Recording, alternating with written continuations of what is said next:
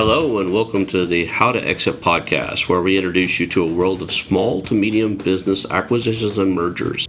We interview business owners, industry leaders, authors, mentors, and other influencers with the sole intent to share with you what it looks like to buy or sell a business. Let's get rolling.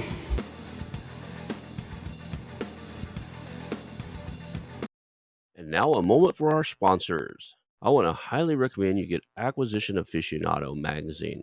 Every month, Acquisition Aficionado magazine brings you tactics for business buying and selling you won't find anywhere else. Learn firsthand from industry leaders who share their success stories, featuring in-depth interviews and stories from leading figures in the business acquisition industry. This multi-platform mobile magazine speaks to acquisition entrepreneurs wherever they are in the journey. And I want you to visit acquisitionaficionado.com today. Hello and welcome to the How2Exit podcast. I'm here today with Joe Burrill, and he is the CEO of JustWebsiteBrokerage.com. Thank you for being here today, man.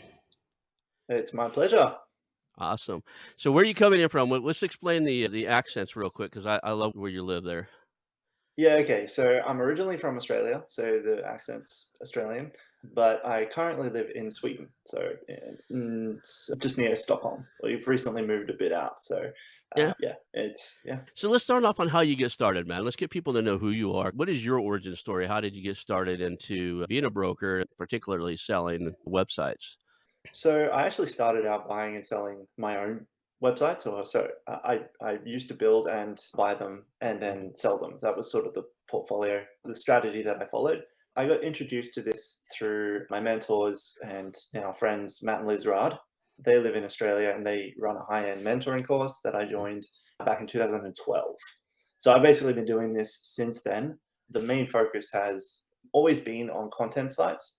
But essentially, what happened, the transition to becoming a broker happened maybe 4 years ago, 2018-ish. And it basically came about by me discovering or leaning into the main skill set that I had, which was selling businesses. So I would often buy a business, run it for a year or so, and then I would sell it. And almost always, regardless of how it performed, I would sell it for more than what I bought it for. And so that was where the bulk of the paycheck came from. And the progression to the brokerage happened slowly, but very naturally. And now it's pretty much all I do. I don't actually own any other sites myself. Let's say you don't own any current websites now.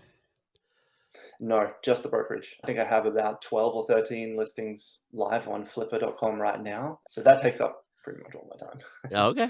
I'm going to Yeah. date myself here, but are you familiar? I think we talked about this on the pre-show. Warrior Forum, remember that? Yes. And SitePoint. SitePoint Yeah. was Flippa Yeah. was born out of SitePoint. That was what we used to use. Yeah. Yeah. So Bit I used to slightly before my time, but yes, I'm I well used to aware of flip it. websites, and back when there was no Flippa, and we bartered and bought and sold them from the Warrior Forum and SitePoint. Yeah. And Wild West. yeah, Wild Wild West. It's funny that I call it that. But I got burned on one pretty bad and and I had a full-time Yeah. job that was making six figures. And I was like, I'm not gonna. And Yeah. I was day trading full time, not full time, but I was day trading I was in California, day trading for the first 2 or 3 hours of the day until I hit a particular number. I was flipping Yeah. websites, and then I had a government contracting job, and something had to go, and then I got burned pretty bad on one of my website flips. I bought something that was spoofed. They had a content, what do they call that? A private link network. So all their traffic was coming from their other sites. And the second I bought it, they just shut down the Yeah. links. And I didn't know any Well, better. you've got to be careful. Today that would be easily spotted just by getting Google Analytics guest access.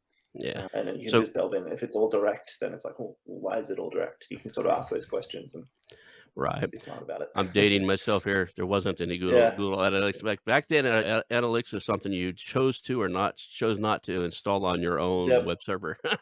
there were people who, my mentor included Matt, actually for a while thought that Google, if they have Google Analytics installed, they've got access to more information and they're more likely to hit you. It doesn't really happen, I don't think, anymore. They can pretty much get that information, however. But I think that you're doing yourself a huge disservice by not having it installed, just because it's the industry standard, and Right. you gain so much useful information that you can use for your business. What if you were to ask someone who doesn't have it installed, what's your most popular page? I've done You know? quite a few interviews, probably close to 100, about 80 of them are out on buying, selling everything from brick and mortar companies to tech companies. I've had one other individual on here. We talked about this pre-show. I'm not going to do that here, but that have talked about buying and selling websites and content sites and review sites and that type of stuff. So let's Mhm. get into that because I want that different perspective. What does it look like? Let's start. You've bought a bunch of them and sold a bunch of them. Let's start with the selling side, your brokerage side. Yeah. What does it look like to sell a website?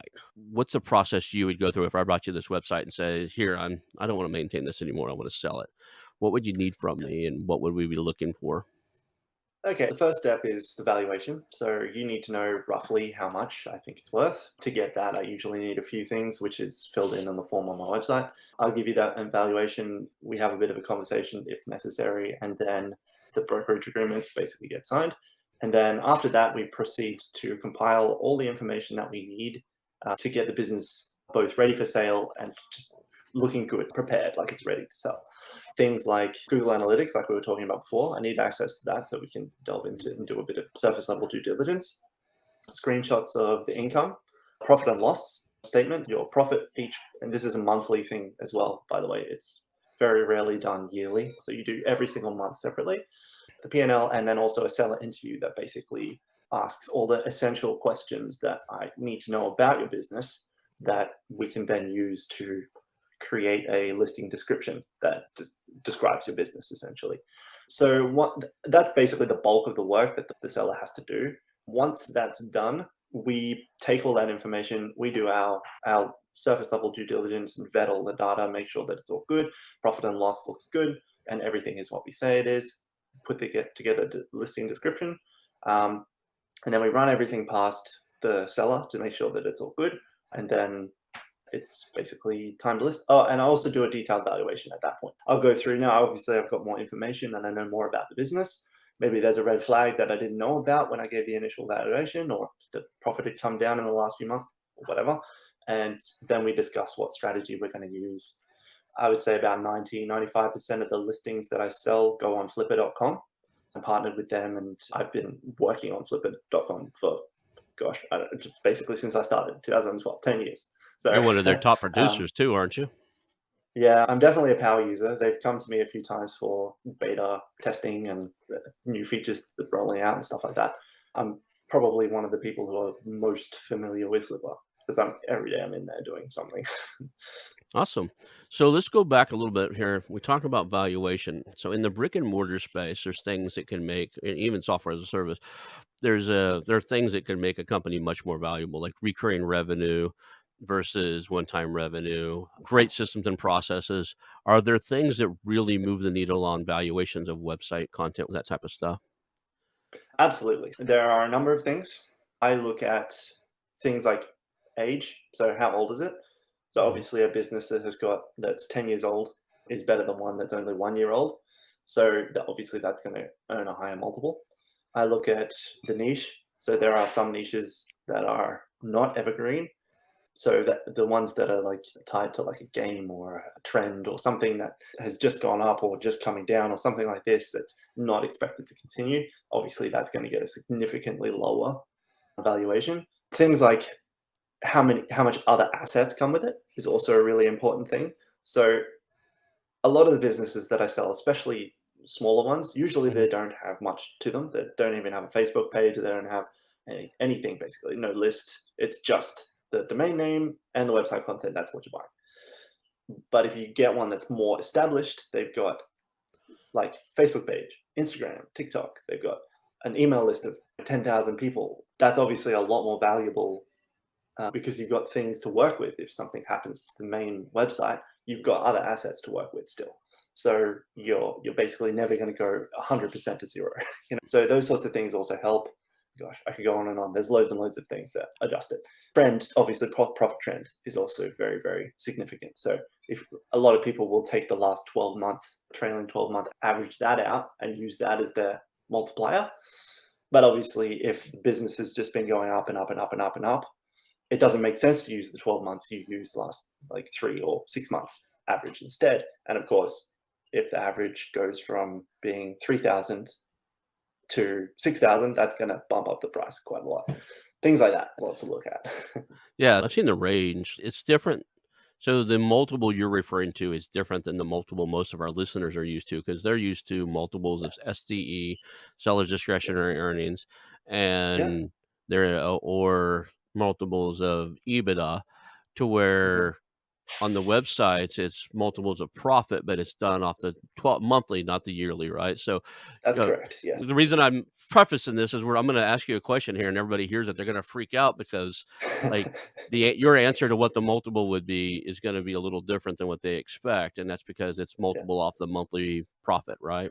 that's So, correct. Yeah. what is So the going multiple range for content-based websites?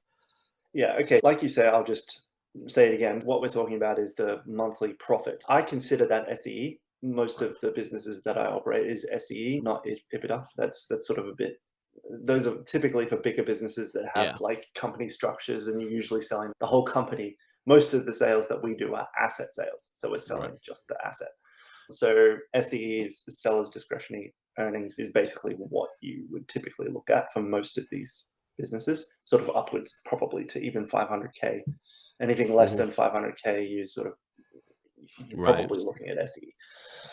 So in terms of multiple, that will be so 24x. When I Mhm. say 24x, that's 2 years the profit.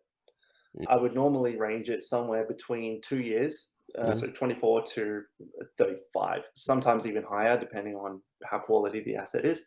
So that's usually a rough range.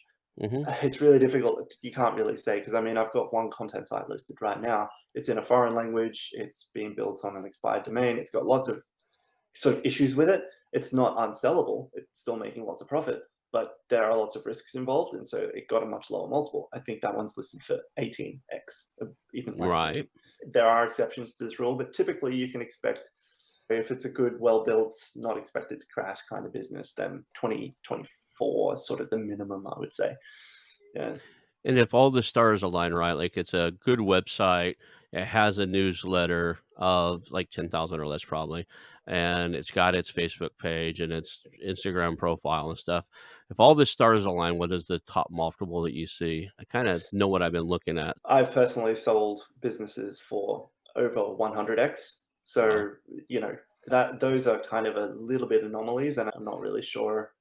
Like, you can't really count on that happening. My valuation certainly wasn't that high, but it does happen, and there are certain circumstances that you can sort of put it in to give it the best chance that that will happen. I think probably the highest I would go for a valuation would be maybe 40, a bit over 40x. Yeah. I Unlike a was lot thinking of it'd be like there are other 36 brokers. to 42, kind of in that range if everything lined up. Yeah, there are other brokers who will go way above that. I don't like to promise the moon and then deliver not like far less. I would much rather give a much more realistic valuation. This is how much you should expect to sell it for, and then sell it within that range, than giving a price that's way too high and then selling it for a lot less. I I have think a going knack with for realistic expectations. I have a knack for saying what's on my mind, and I actually have a knack for I won't say anything behind somebody's back. I won't say straight to their face. I've had Empire Flippers on here and joke around with him, and I'll say it again. I would buy Yeah, websites on Flippa and sell them on Empire Flippers because if they're really selling them yeah, at what they're listing them for, they're they're always not. asking for 36 to 48, and it's just Of course, they're not selling for that much. No, yeah, they're not. their They're one of the asking ones, is unfortunately. high. But they've done a service to the industry because they've brought the multiples up to what really they should be. So there are, I mean, not so good for a buyer maybe, but for a seller, it's great. And as a business owner, which you will be once you buy, that's a Hmm. good thing. You want to Yeah, see the multiples going up. So they've definitely done that. I've worked with Empire Flippers before as well. I've sold business on their my own personal business on there once, just to sort of try yeah. it out and see how it went. It went okay. There was nothing wrong, but it happened. They gave me a super high valuation, and it did not sell for that much. Okay, Just the I've way got it an is. affiliate, connection with both of them, so any ads I put Yeah. on here, I get paid off of either one of them. I just jokingly tease them like, "Man, their valuations seem high." I look through them, I was like, I'm gonna buy something off of Flippa. If I buy something, I'm gonna come sell it on your website." Yeah. If we just Yeah. it's kinda like I used to be in real estate, right? And people call me, "But Zillow says my house worth XYZ," and I was like, Yeah. "Well, sell it to Exactly. Zillow then, because their numbers are always high." Call them up and see if they will cut that check. Exactly. Yeah, and they won't. I've got about 4 houses I'm selling right now. I have a bunch of real estate in Oklahoma. We got 4 of them for sale. I take the Zillow listing price all day long. On Yeah. those 4 houses, I would double my what I would make on them if I get Zillow prices on them. Well, similar thing here. I'm sure, like, let's not discredit them. I'm sure that they Yeah. do get some Oh, I bet they do. So, listings sold, especially the smaller ones probably yeah. sell for.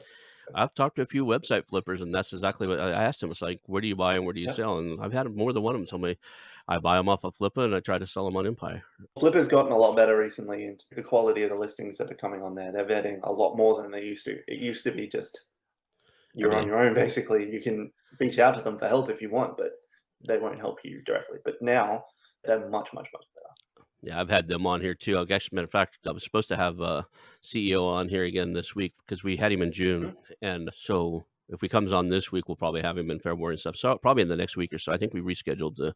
We're going to record it on December, and actually probably the first week of February he'll be on here again. Are there any industries you avoid? I know it's content websites. Is there any type of content like, look, I'm just not interested Yeah, of in course. helping you.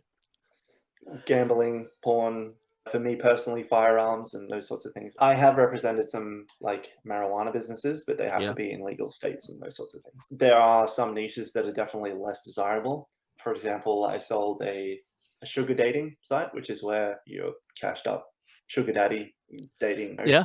I know what it is. I Yeah, laugh I've because I sold get a I'm platform. happily married, but I get approached because I have this podcast. We're talking to Yeah, multimillionaires, and well. people go, "Could you introduce me?" I was telling you this before the show. I get reach outs like, "Hey, will you introduce me to that guest on the show?" I was like, "No, I will not."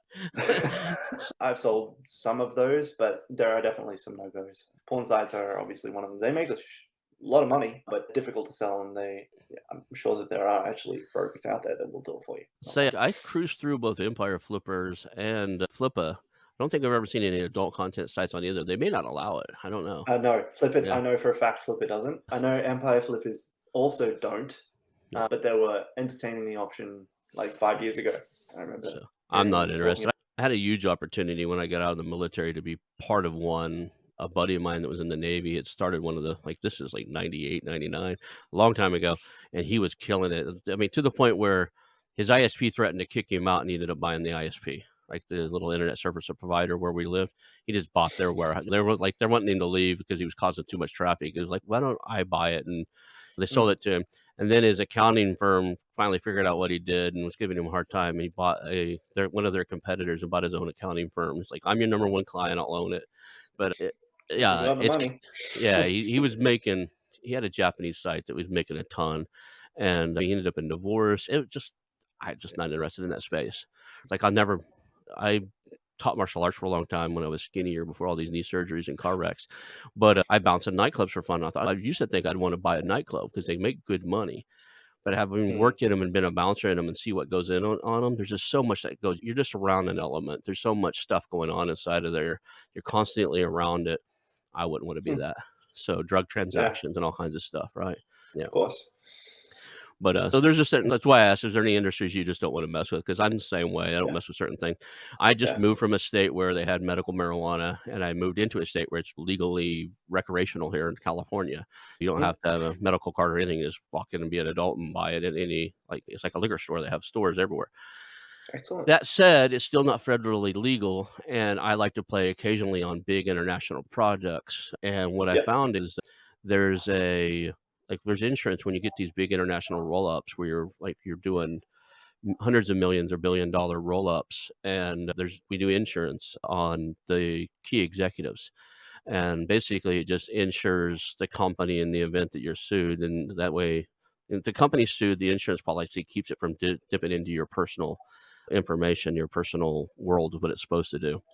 But they Mm, won't cover it if you're doing anything like that. So our big last mm, international roll up, we were looking for. It's not a. I forgot what it's called now. It's director's policy or a executive and director's type of policy. Like I had a small business where I would help close real estate transactions for friends and stuff. I would do the paperwork, close it, and have my runner go file it and stuff.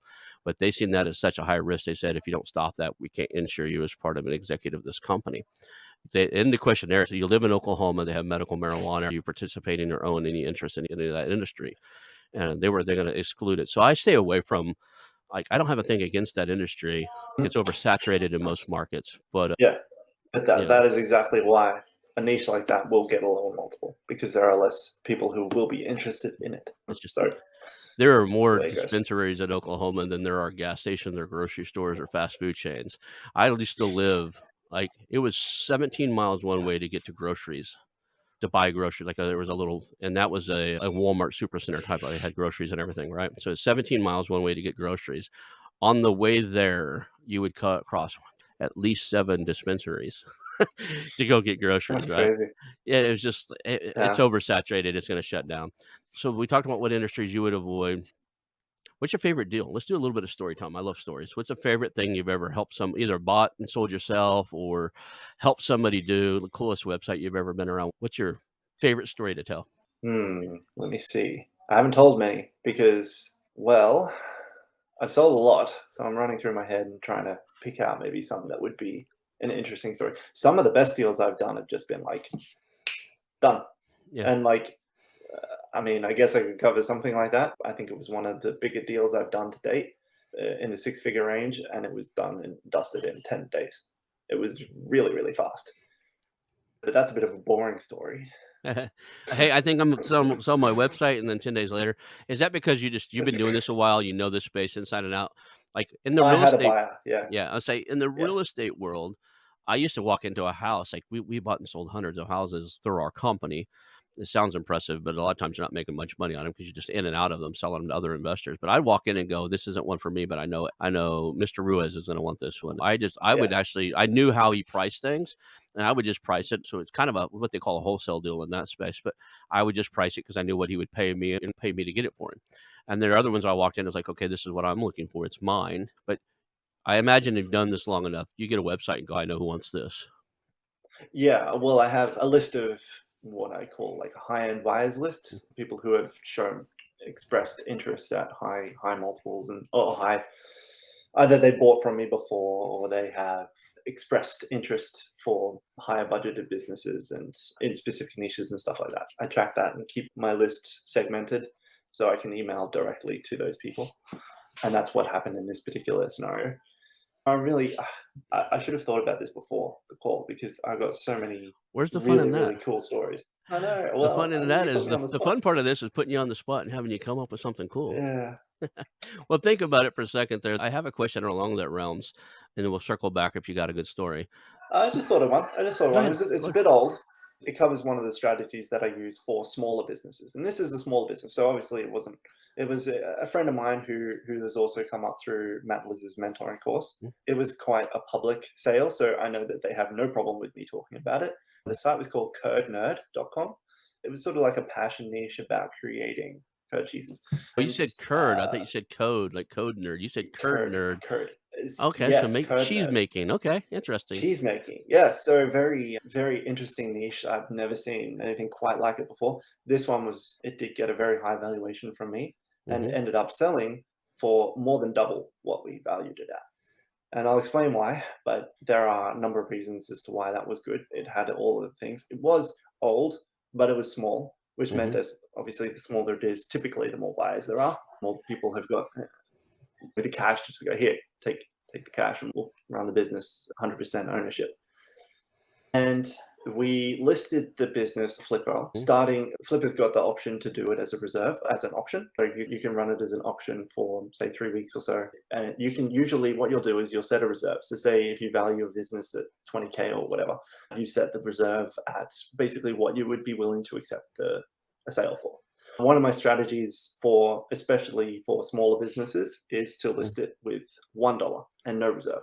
So it basically means that the site will sell to the highest bidder. And what can often end up happening is if multiple people really want it, the bidding just keeps going up and up and up. It doesn't always work because obviously if you've set the reserve that low, it can end lower than you were hoping it would sell, and that does happen too. And so that's why it's important to have realistic valuations and things like that before we go in. But yeah, anyway, I digress. This particular one just went absolutely ballistic, and I think it sold for 55x or Yeah. something like this. It was very, very good. Might have even been more than that. I've forgotten. It's a bit of an old story because it was one of my early successes. I think maybe 3 years ago or so. But yeah, that was excellent. That was sort of a really unique sale. I think it only sold for like 16K, but it was only making about 300 a month or something. So 2 or 300 a month. There was a big put like if you look at the tiers of things, like we're talking right now about websites, probably under that 500K acquisition cost and below, Yes. right? Yeah. So Yep. If you get above that realm, there's these aggregators, right? I mean, it happened with all the news sites got all aggregated together, and, like, just a few people own all the news. A lot of people don't know this. Just like I think Yeah. there's a handful of families that own all the news outlets in the world. There's actually some players right now in the content space. I think one of them's called Treasure Hunters or something like that, or but they're buying up content sites, and they're a content site holding company. There's a Mm. few of these guys out there now. Are you running into Yeah. that type of thing where people Yes. are Yes, but like you say, I'm focused mostly on the small, like 500K. That's very big. That's quite big for me.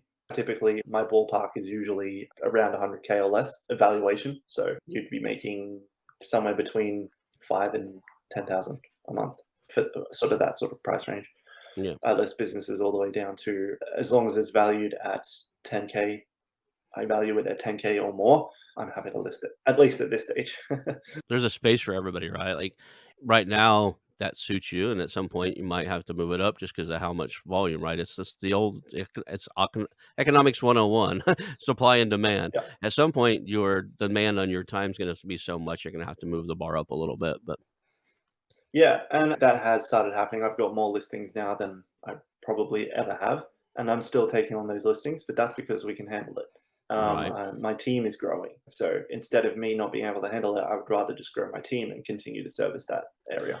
As your team, did you or do you support the digital nomad type of life? Is your team local to Absolutely. you or all over the place? No, they're all over the place. My only full-time staff member is in South Africa, actually moving to New Zealand. She's able to do that. She's going to continue to work for me, and time zone's a bit different, but that doesn't Yeah. matter. I think I've got one from the Philippines, one from Vietnam that do the more basic stuff. Yeah, the team is growing. My partner works with me on the business as well now. She's basically probably the one who knows the business the best, and she's actually extremely good at it. She'll step in and help out when necessary as well. Awesome, that's really cool. I always ask because I've kind of embraced that. I still own a pest control company in Oklahoma. It's really small, but what I'm looking for and what I'm doing now is I want it to be able to move with me wherever I go. Like I got intrigued Mm. last week by one of my guests who actually has what I jokingly refer to anything I have to do logistic is SIB businesses. So I'll be really polite here and say stuff in a box. So these Yeah, were I use another phrase when we're not live. Anytime I have to put something in a box, inventory that, store it on a shelf, figure out where it's going, ship it out, that requires usually a location, some team members there and stuff like that. And while she had 2 of those businesses that are subscription based, which I love, recurring revenue models, I was intrigued at first. So I was like, "Yeah, send me the information." Then when she sent it to me, I finally it clicked in. I was like, I got to hold to my plan here is I want to be as mobile as possible. I don't want anything tying me to a particular location. So yeah, that's one of the reasons I'm looking for content sites or like I participate in some big marketing roll ups and some other stuff, roll ups where I'm a remote worker helping doing the mergers and acquisitions. And at the end of the phase, we're selling this off. Right. Talk about like the process we talked about, like, what it took to get it out there, you get it listed. There's a bidding side of it, and then you can list it for a flat fee, right? Like, it's like you just want a particular yeah. price on Flippa. What That's is right. the I know in the brick and mortar game, there's the old, I don't know what you call it, rumor or fact, but they say that almost only 20% of all listed businesses ever sell, and there's a bunch of stuff. What is the probability of something listed on Flippa finding a buyer? From my experience, very high. Certainly a lot higher than 20%. I can say that much. I did do the numbers once upon a time a couple of years ago, and my Mhm. sale rate was about 80%, a bit over 80%. But that includes businesses that I list as no reserve options. Those are usually guaranteed a sale. But if the sale falls through, then of course that's different. I would say close to 80%. That will also very heavily depend on A, what the market is doing, and B, what you've listed it for. Obviously, if you've got a business that has been valued at, say, 100,000 and you list it for 200,000, it's going to be significantly harder to sell unless it's actually worth that amount. So listing it at the correct price is also very important, which is why I spend a lot of time on the valuation before we go to list. What's the timeline? I know, like, in the real Mm, estate space, we call it days on market, right? And we actually mm, track that. We know we can track how hot a market is by what the average days on market is for pieces of real estate in a particular mm. market. What's the average, like, Okay, I list not from the day, not your sell cycle from the day somebody comes and Yeah, says list it, but from the day it's up and live to the day you guys are doing escrow and transferring the technical side of mhm, domains back and around where, it's physically changing hands.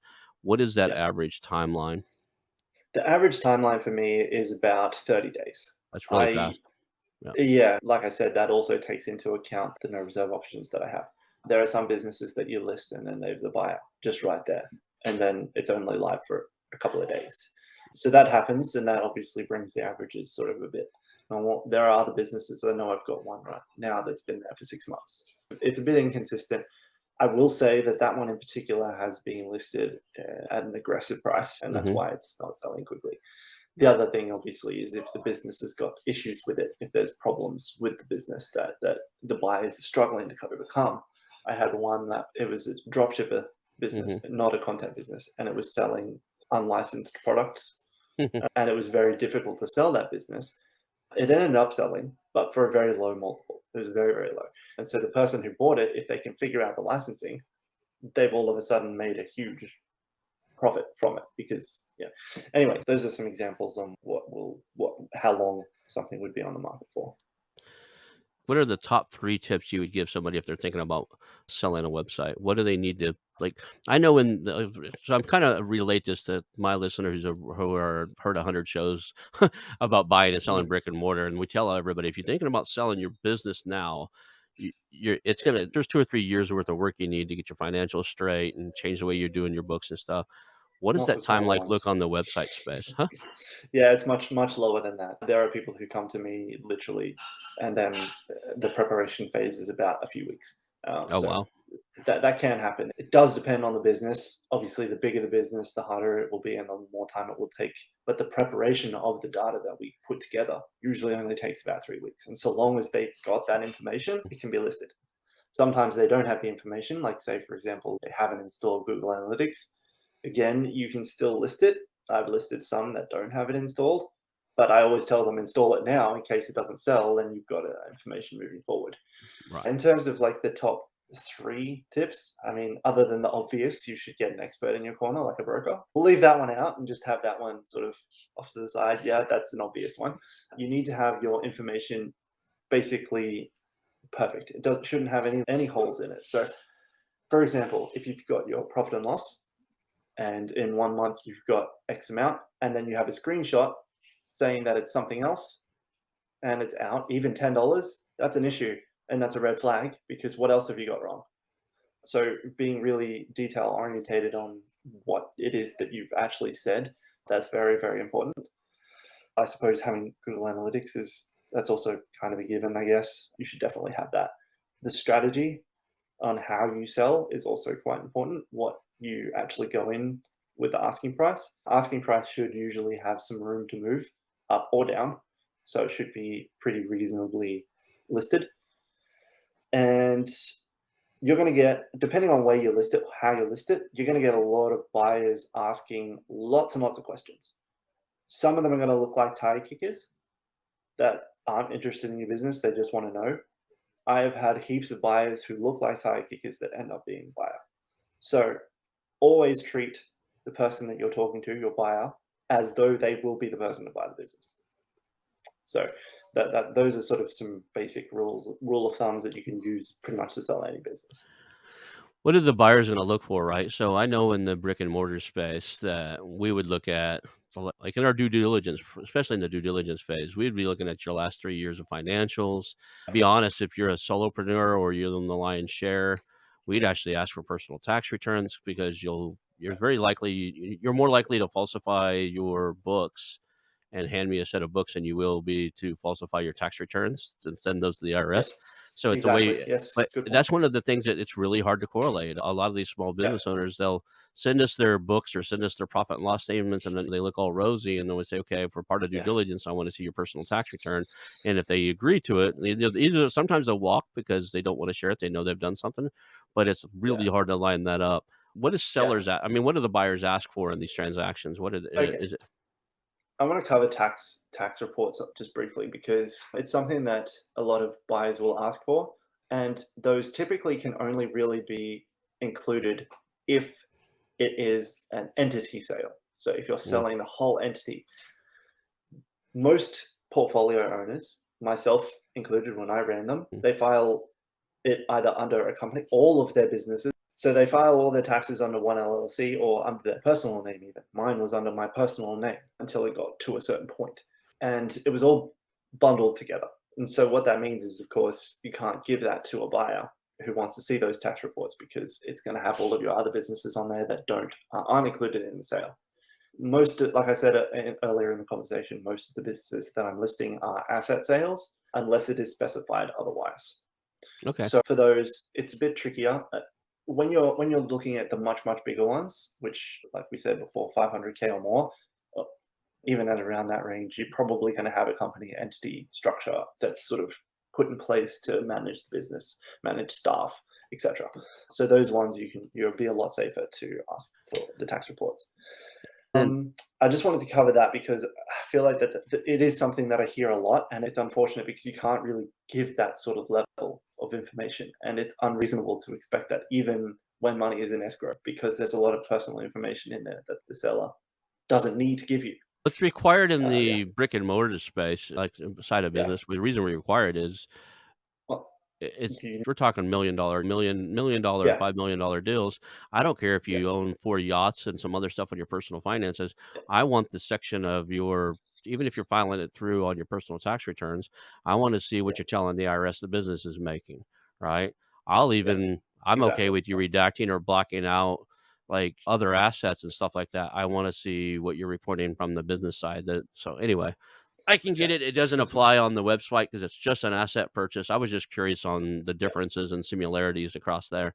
The But other I think your original question was about buying what the buyer is looking for. right, what are the buyers looking And for? I think so in the scenario where they're asking for a tax report, what I will typically give them instead is as much information as we can, whether that's a live screen share, a video at the very least of the dashboards, any expenses. Usually what you can do is plug the website into a tool that will tell you what sort of plugins they've got or what sort of information they've got. And sometimes there'll be premium plugins in there or something like this that require licenses and other things like that. You can use external tools that will help you determine what sort of other expenses there will be. And of course, it's going to be different. Like when you take over a business, it's not always going to be like there are some expenses that won't apply to you that did apply to the seller. For example, development costs. Maybe you don't need to do any developments. Maybe you're a developer yourself. Maybe you're a writer yourself and want to write all the content yourself, or vice versa. I've got some sellers that write all of the content themselves, and so they don't have an expense for content. The buyer wants to pay for the content to be written, so there will be an expense extra there for them. So keeping that in mind, I think, is important. So yeah, but that sort of thing is very difficult to prove, as you said. If a seller says that they're writing all the content themselves and then they're outsourcing it, that's a risk. Right. I think that what you should do as a buyer is look at how much am I going to spend? How much do I need to spend to continue this content going the way it is? The question should be how much content are you creating, not how much does the content cost. So yeah, Okay. And then I know in the other side of the fence, there's a lot of things like earnouts and buying partial companies, like and keeping the own like does that happen in this web space? Does somebody buy a website and the guy selling it wants to continue writing for it? He just doesn't want anything to do with the rest of the business. He likes to write, he's a writer and he wants to stay around and write for it. Does that yeah, happen? that happens. Yeah, it happens, especially with the ones that are a little more involved. I'm selling a services business right now that's about copywriting actually. She actually is selling the copywriting as part of the service. And so that one's tricky to find a buyer because if they're going to take it over, then for the profit margins to be the same, they're going to need to write all the content themselves. What you can do as the buyer is ask the seller, is it possible for you to stay on for 3 to 6 months while we either use your skill set to sort of branch out or find someone in the meantime, give you a bit of breathing space to get the business under wraps before I you was move forward. looking through that when I wouldn't say I'm a good copywriter. I've been trained in the art of it. Paid good money to be trained under Dan Kennedy and some other people, but I Mhm. don't practice it often enough to be really good at it. I write pieces Same. occasionally when I need one, and then I Yeah. usually get them up and functioning prove they work a little bit, and then I pay somebody to come rewrite it and make it better, Yeah, right? exactly. Yeah. So, I do kind of a minimum viable product as far as I write to get something out, like, "Does the market really want this?" And then Mm, once I prove something and it starts making some money, it's like, "Okay, let's have somebody that it's all they do is write day in and day out, take a look at yeah. this and rewrite it." To But increase the conversions. Yeah, yeah, exactly. Yeah. yeah. But, and a lot of times, "Hey, can you improve upon this?" Like, I could throw it away and do something better. Most copywriters don't like to work off of somebody No, else's material. They'd rather of like, "Look, course. you mixed X, Y, and Z. Let's just write a better Yeah. piece." It's So, very creative work. Yeah. yeah. It's more creative than just writing a blog post. I've asked you a lot of questions so far. If you were in my shoes, what would you have asked? Like, what are we missing here? We've covered valuations, we've covered multiple, we've covered briefly covered due diligence. We could maybe delve a little bit more into that. The basics is just checking to make sure the information that they've listed is correct and asking for screenshots and those sorts of things. What about the technical aspect of it? Are there Yes. services out there that help translate? I buy a website from you. I have a Bluehost server. I don't want to mess. I'm a previous nerd. I was a system administrator. I've actually been system administrator for some of the biggest websites on the planet. Right back in the day when Excite.com was head to head with Yahoo, I was a senior director of operations for all the Excite. So the nerdy side of it, making sure the servers were up and running, and when you clicked on a link on a website, it didn't break. Yeah. All those Yeah. servers, the two Yeah. 3,500 square foot or 35,000 square foot data center, those guys work for me, but I don't want to do it. Right. So now if I bought a website, I Yeah. probably could jump into DNS and make some changes and do a backup of your site and move it over. But are there services that do that transfer? Like, or how do you go Yep. about facilitating the move? So about 95% of the time, just to clarify what you're saying, Yeah. you're talking about like when someone's bought a website, we've got Mhm. to then basically take that website and move it to where the buyer can control that Right. business, the website files, and posting content and those sorts of things. 95% of the time, it is done by the hosting company. So the hosting company that you sign up for, so for the businesses that I'm running, most of them can survive perfectly fine on a $10 per month, $15 per month hosting plan, and most buyers will just get a new one or put it to one where they already have businesses that they own or other Right. websites where they are. The hosting company, 95% of the time, they want your business. And they've cottoned on to the fact that if they move the site there, chances are it's going to stay there for at least a while. Most of them, if you reach out to their support, will do that. If That I is buy a the website advice and I reached give out, to, yeah. So yeah, sorry, I didn't mean to cut you that, off there. it's all If I good. were to buy a website and like just because my mind's turning 90 miles an hour right now, if I were to buy a Yeah. website and like I have GoDaddy for all my domain names because I've been there since they formed. I used to be a domainer. I had thousands of domain names. I'm down to about 100 right now, or maybe even lower. I just get rid of Mhm. about a half a dozen. I might have like 80 domain names now. That said, I don't host on there anymore because I've had problems with the quality of their hosting. So I host on Yeah. Bluehost. And so the question, like, I could call Bluehost, hey, I just bought a new website. Could you help me migrate it Yeah. over to here to you guys? And somebody there would take care of that. I just pay them something. Absolutely. No, you Cool. don't even need to pay them. It's part of the service. Most of the time, you don't have to pay them. Yeah. You should just basically email them as though, yeah, I need to move this site over here. Can you do it? You got to remember, 99% of the time, they'll do it for you.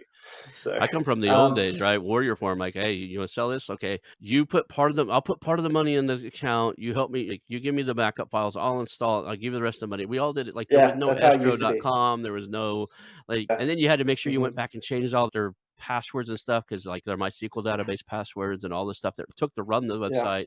You didn't want them coming into the background, It's nobody it's a coming into lot the easier background. now. Yeah. Yeah. It's so So, much easier now. Basically, you just need access to cPanel or like the hosting server and then the WordPress or whatever dashboard it is. Usually that's pretty much it. You yeah. don't need to know much more than that. And those skills are pretty easy to acquire just through trial and error or just going on YouTube and finding free videos. But you mentioned something about escrow.com though. I imagine that there are a lot of listeners that don't know what that is. It's important once you've found a buyer, what happens? I think that maybe that's something we haven't covered that might be useful. Yeah. Let's talk about that. So the process, once you've found a buyer, there's a couple of steps that need to happen. 95% of the time, it'll be escrow.com that you use. And what they do is they basically will, the buyer will transfer the funds to escrow.com. They will hold the funds while everything gets transferred. As you're setting, as or one of the other first things you do is a sales agreement, which basically puts out everything that you're selling, you're agreeing, I'm purchasing this business for this amount. This is the steps, this is the process. Usually there's a bit of a timeline and those sorts of things. It's a legal document that's binding. And so once those two things are done, that and funds have been sent to escrow, you then move forward with the transfer of everything. Never use PayPal, never use anything other than an escrow service, because they can just run with your money and you can't do anything. The unfortunate thing is that when you're working online, a lot of people will do business with someone and not even talk to them. It's possible. I've done that plenty of times.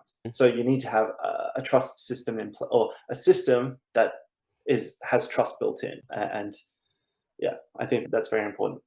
As part of my service, I also offer the sales agreement templates and things like that, so you don't have to figure out that by yourself. Flippa also has some themselves, so you can I just don't use know theirs. I don't know that I would ever use PayPal to do much of anything. I pay my staff for You that used just to, because they're overseas. Well, the problem is like, yeah, here's a good example. I did a small transaction not too long ago, but it was my biggest PayPal transaction in years. It's 5 grand. yeah, And they locked the yeah, damn thing up for like 7 days at the yep, beginning. Then they were, they let a little bit out. And then when they not only did they lock it up when the money went in there, like, ooh, suspicious activity to lock the money up. I think they let yeah, 1,800 of it loose, and the rest of it they locked up for like day. It said one. I think it almost looked like it was gonna be like 30 days. It didn't end up being that long. But yeah, then when I went to transfer the 1,800 that they put in it to a bank account so I could use it, right? Because I only pay my VAs and my other staff on PayPal. When I went to transfer it, they locked that transfer up, right? I didn't oh, like auto yeah. transfer it. Like it pinned Ugh. that too for a week. And I was like, never Don't again. get me started on PayPal. I stopped using PayPal about a year ago. So I have acted as escrow in the past, broker, where escrow.com isn't an option and it's sold privately. You don't really have that many options. So I've done that for the smaller, really smaller businesses. And we Right. used PayPal once and it was just a nightmare. It was not good. The fees are just through the roof. I don't know Fees how are they can out. justify Exactly. spending so much. Yeah. So anyway, So, and I've used escrow.com yeah, before. I'm not affiliated with them in any yeah. shape or form, but I'm a fan of what they do and what they've Yeah. had. And It's escrow.com, they do charge a fee as well, which I might mention. Usually the buyer will just pay that. yeah. That's the default. So Okay. Anything else that we should be covering real quick? Because we're gonna start wrapping this up and make sure people know how to get a hold of you. 3 yeah, takeaways that if somebody can't remember anything else from the show, what would you want them to remember? Like what would be the 3 takeaways of I heard Joe on a podcast and he taught me these 3 things. What would they be? I'm not good at being put on the spot. So let me think. Do your due diligence. If you're a buyer, make sure that you are confident that what you're buying is something that you are happy to proceed with. Understand the risks as best as you possibly can before pulling the trigger. That's number one for the buyer. For the seller, if you're looking to sell, we've just been talking about escrow, so that's an obvious one. If you've Escrow never protect done it before, then I suggest you get help at least for your first transaction.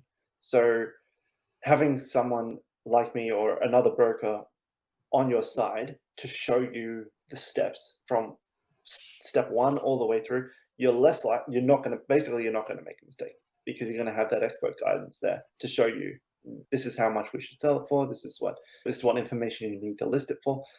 That's sort of the cheat code, really. I mean, obviously, it is more expensive. My fee is 15% for most businesses that I list. The amount of time and effort and energy you can save from mistakes that you could potentially make, or just simply not being able to sell it at all, you could end up saving yourself a lot of time. And what else? What do you think was a golden nugget that I've said so far?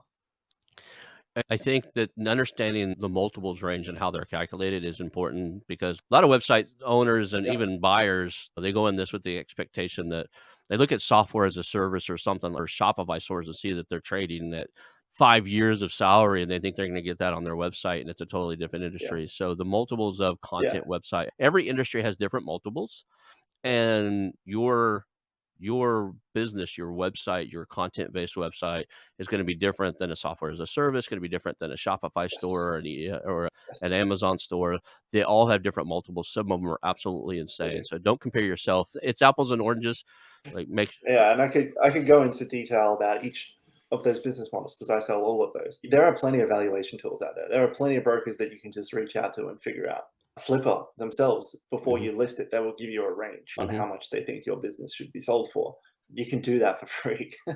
So, that is something that is pretty easy to get usually, at least an idea of how much you'll be able to sell it for. Yeah, I think if you're unsure about how much your business is worth, then just go to one of those forms and have someone do it for you. Yeah. So for me personally, I take the time to do that. If a lead comes through, they want me to get the call to action is fill this in and I'll give you a free valuation. There's no strings attached. It's just this is what I believe business will be worth. And usually that's based off the last 12-month average that you input into the form. So there's no vetting done or anything. So usually it changes before we actually go to list, but that's typically the process. So that's actually a good tip. All right. How do people reach out to you? What is the best way to, if they want to work with you or have questions for you or have a website they want you to take a look at, what's the best way to reach you, Joe? Yeah. Okay. So if you are a buyer and you're interested to get into the market or you want to just get access to a few more deals, just website brokerage /buyers. And there's a form there that you can fill in that has your criteria as well. So it asks your budget and the business models that you're interested in. So you can be like content sites or Amazon affiliate sites, etc. So you just plug in that, and then you will get emails from me with only your criteria. So I don't if you're only interested in businesses that are in the Amazon that's monetized with Amazon affiliate, you won't get anything that's outside of that, or unless it also has like as a secondary thing. If you're a seller and you're interested in just getting a valuation, like I said before, the URL for that is just website brokerage /sellers. Those are probably the two call to actions. But if you want to just connect with me, I'm on LinkedIn. That's the one place where I'm most interested, where I'm most active. I actually don't use any other social media, so LinkedIn's pretty much the only place you'll get me. And just I don't know, search Joe Burrill and I'll come up. Cool. I'll put all those in the show notes too. So for you guys who are listening, that'll be in the show description or the show notes so that with the links to find Joe here. Thank you for being on the show today. It's my I pleasure. appreciate it. It was fun. Hang out for a second when we stop. And that's the show, guys. Hey, it's your host, Ronald Skelton. I want to thank you personally for watching the show today and invite you to call our new hotline, 918-641-4150. That's 918-641-4150. Call us and tell us about our show, ask questions, suggest a guest, or even tell me about a business you have for sale, and we'll reach back out to you. Again, that number is 918-641-4150. Call our hotline, leave us some information. Thank you. I want to announce our new channel partners, the ITX Marketplace.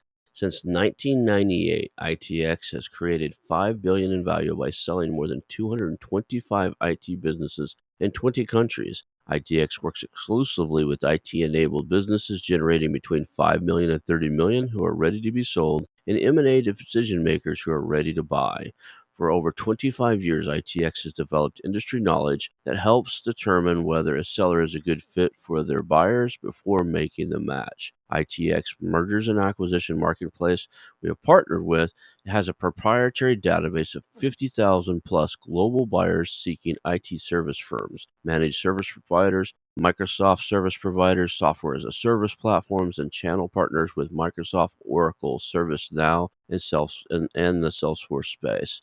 If you have an IT-enabled business you're ready to sell, I want you to visit the itexchangenet.com/marketplace, how to exit. That link will be in the show notes. Visit them now.